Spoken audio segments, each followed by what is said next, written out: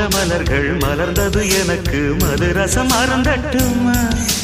விடுகின்ற வரையில் முடிகின்ற வரையில் கவிதைகள் எழுதட்டுமா